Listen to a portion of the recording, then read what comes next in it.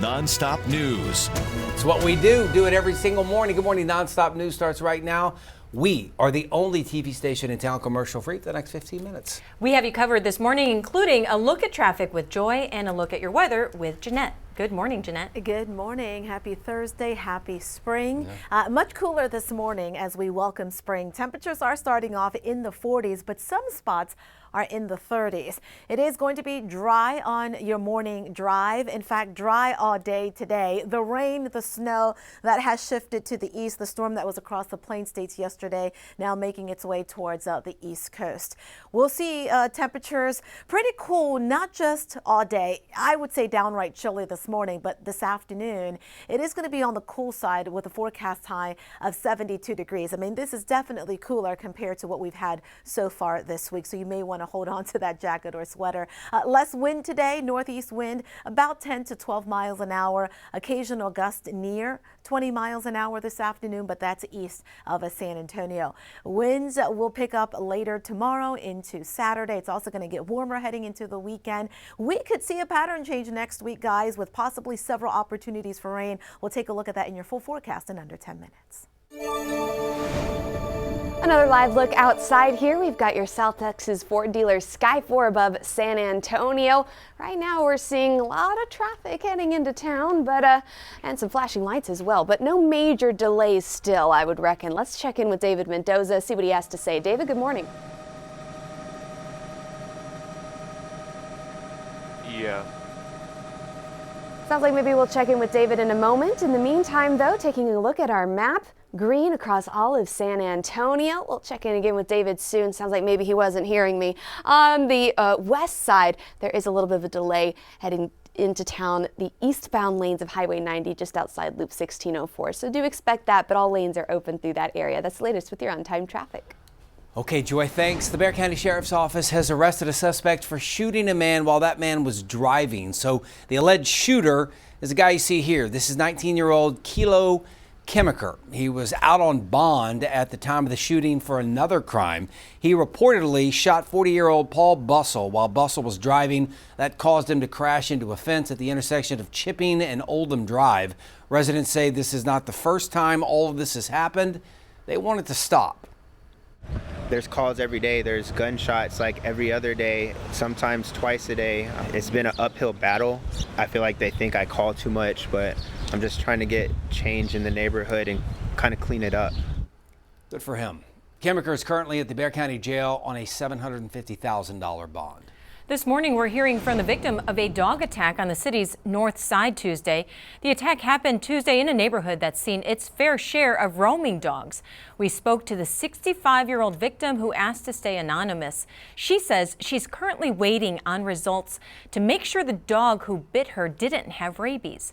She says she was on her way to work when the dog attacked. She spent most of Tuesday suffering in pain in the hospital, but says she's thankful to be alive to tell the story. Me duele más porque la cortada está bien fea. She feels a lot of pain and she can't put a lot of pressure because it's like throbbing her. And she's seen where that dog has barked to other people and everything. And unfortunately, yesterday she was on the right side of the sidewalk when this accident happened. Esa es la furia de ellos, de los animales. Yes, she says yes, that she feels that if this man didn't came to her rescue, she probably wouldn't be here at the moment. Lucky to be alive for sure. The doctor advised her to stay home from work for 8 days.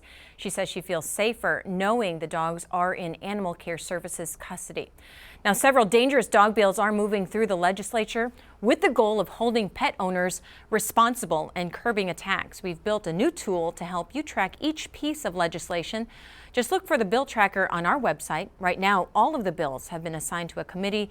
You can read more about each of them and get updates on any progress in the House and Senate. Well, happening today, San Antonio Pets Alive is launching a new program to make sure that pets are finding their forever homes if you are looking to adopt. That's great. News 4 San Antonio's Tawny Davis is live with the details and how you can lend a helping hand. Good morning, Tawny. Good morning. Now, San Antonio Pets Alive is launching a new transport program to send their animals up to their partners up north so that they have a better chance of getting adopted. Now, SA Pets Alive is planning to send their pets, which includes cats and dogs, to their partners in the Pacific Northwest, the Northeast, and even in Canada. This is important because Texas faces a constant overpopulation issue with not as many adopters as there are animals. Officials with the organization say this plays a vital role in giving an animal a better option to find a home. Because it gives another option for animals here to be able to clear up space so that we can help more animals here and not have to focus on such a broad population. We can give another option for ones to go up north and then be able to focus on ones here that may not be eligible to go up north.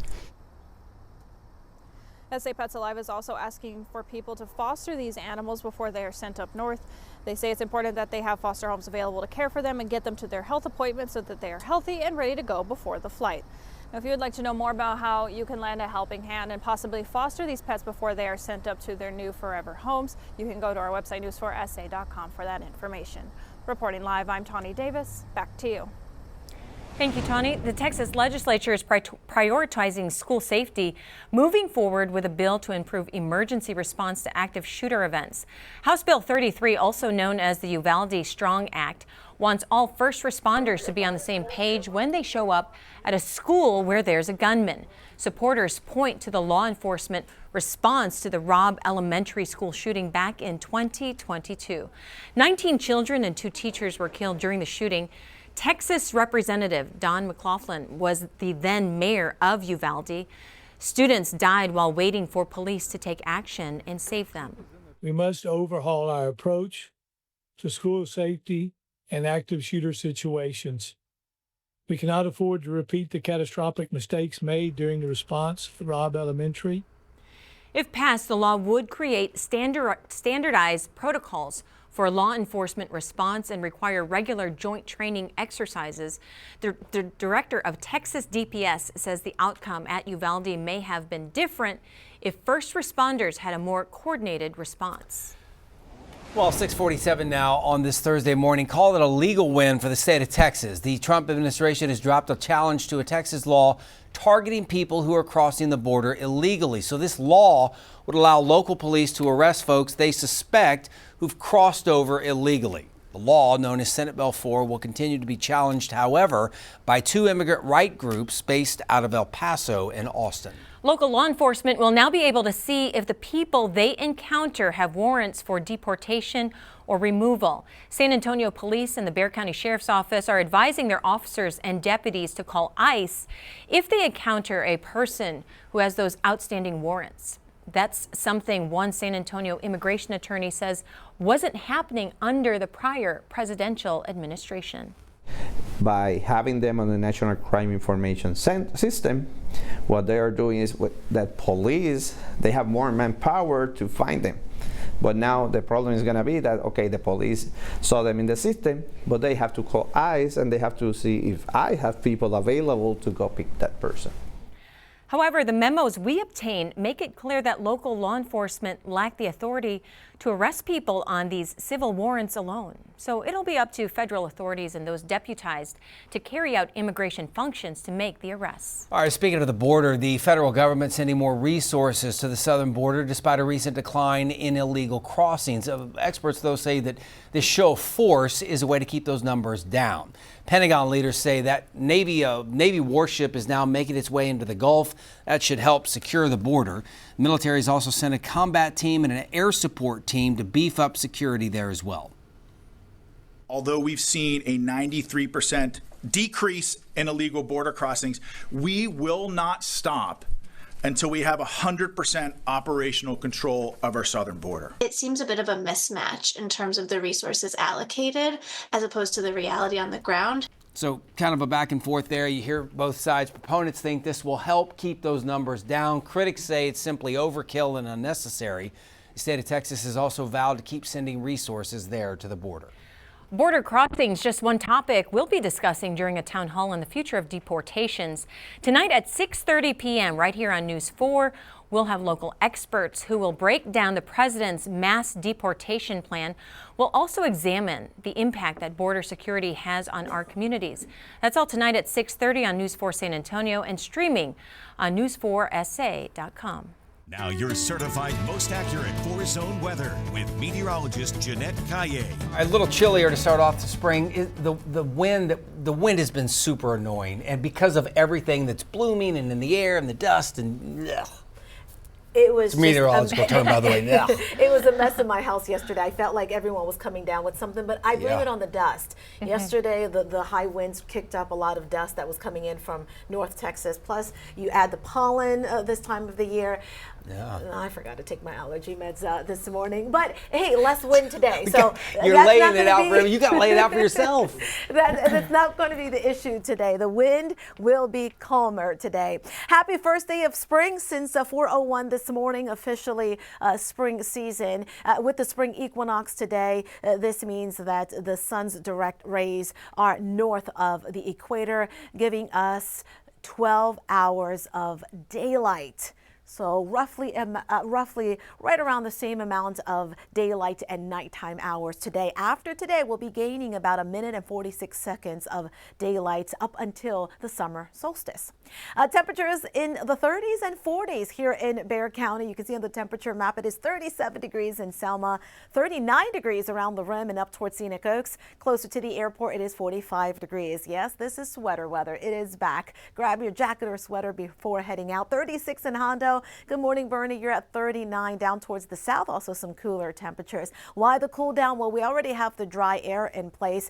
Now we just have the north winds, and that's what's bringing in that cooler air from the north.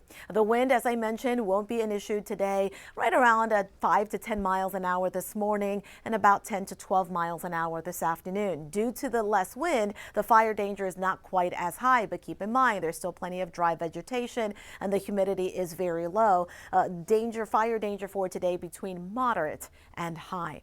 Yesterday's storm that was across the Plain States is shifting east. There's rain and snow this morning across the Midwest. That's moving towards the East Coast. We're going to see dry and sunny conditions here today. Tomorrow will be mostly sunny, but winds will start to shift to the south tomorrow, and that's going to bring in some warmer air, so highs will be back into the 80s. Over the weekend, it'll get warmer and more humid, and the humidity will be increasing just because we'll get some more Gulf moisture. Saturday will be partly sunny, and then clouds will be increasing on Sunday out ahead of another front that'll likely move through the area Sunday night. That could produce a couple showers, maybe a thunderstorm. During the day Monday, there could be a stray shower, otherwise partly sunny. Next Tuesday looks dry, but get this, next Wednesday and Thursday, possibly even next Friday, we're looking at several opportunities for rain. So this map is showing you that we're looking at possibly above normal rainfall for the area for the last few days of March. And this in-house computer model is indicating that we could pick up 1 to 2+ inches of rain from San Antonio down across the south, and that would be very nice. No rain today, certainly cooler this morning. That's really the big story of the day, and the fact that it is going to be less windy. 64 at noon. This afternoon, low 70s, about 71, 72 here in San Antonio. We'll see mid to upper 70s across the south. Up in the hill country, upper 60s to low 70s. Tomorrow morning, another relatively chilly morning with temperatures in the low 40s, and then it warms up to the low 80s, 80, 81. Breezy Friday and Saturday, occasional gusts 20 to 25 miles an hour. Saturday looking partly sunny with a high of 86. Sunday, partly to mostly cloudy, 10% rain chance during the day, and then just a 20% rain chance with the front Sunday night. Monday, 10% rain chance. Next Tuesday, we'll see a mix of sun and clouds warming back up to 86. Next Wednesday, a 30% rain chance, and then by Thursday of next week, possibly up to a 50% rain chance across the zones. It'll start to cool down briefly late next week as well. Here's the extended forecast for everybody else. One last look at your roads here. So far, our map has been really nice all morning. Lots of green. Green means go. A couple of areas where things are slower, including as you're heading into town from the west side, the eastbound lanes of Highway 90 as you're approaching Loop 1604 there. A little bit heading up I-37 as well there near Loop 410, but these are all short stretches and areas where lanes are at least open. Let's check in with David Mendoza. David, you have been in your South Texas Ford dealer Sky 4 all morning. How's it been? Hey, good morning. Yeah, it's been a pretty peaceful morning, but unfortunately, we have our first major accident. Let's take a look. We're right here on 281 South, right across from Corey, near Bassey Road. We have a 3-vehicle involved accident. Pretty banged up Mustang a car completely turned around facing north in the southbound lanes, and we have a substantial amount of traffic on 281 South. So if you're headed 281 South going downtown, be aware that you're going to face backup. It looks like we have 1 to 2 lanes closed with fire and PD on scene. So I'll be above the area. I'll keep you updated. Avoid this area if you can. Back to you. David, we appreciate it. Looks like we've got some backup that's going to continue to grow heading downtown southbound on 281. That's the latest with your on-time traffic. All right, that does not look fun. Guys, thanks. One final look at the morning headlines. This morning, local members of the American Postal Workers Union will be rallying at the city's processing and distribution center. It's in protest of a proposed transfer of the U.S. Postal Service. Now, the Trump administration has proposed transforming the Postal Service either by transferring it to the U.S. Department of Commerce or breaking it up. The APWU says if the White House succeeds, it will lead to higher prices and reduced service. Local union workers will protest at 8 outside of the processing and distribution center. Protests are also planned across the country. Well, firefighters responding to a grass fire in Brackenridge Park last night. They say it's the 5th time this week that they've been called out to the area. High winds, dry conditions, those are being to blame. Although last night, firefighters said that homeless were cooking there in the park. The fire got out of control. Thankfully, no one was hurt. And check this out. Guy in red, that's Flavor Flav. He was at the Spurs game in San Antonio last night. He was there to support his friend, the Spur Sandro Mamukelashvili, who, by the way, made history last night. The guy they call Mamu scored the most points in the fewest minutes in the history of the NBA. He had 34 points in 19 minutes. It was a career high for him. Spurs beat the Knicks 120-105. And we want to say congratulations to Kyle Ramsey. He won our set of Fiesta medals. You have another chance to win tomorrow. He's at Lackland? He's at Fort Sam. Fort Sam, thank you for your service, sir. Today is a gift. Make it count. Have a great day.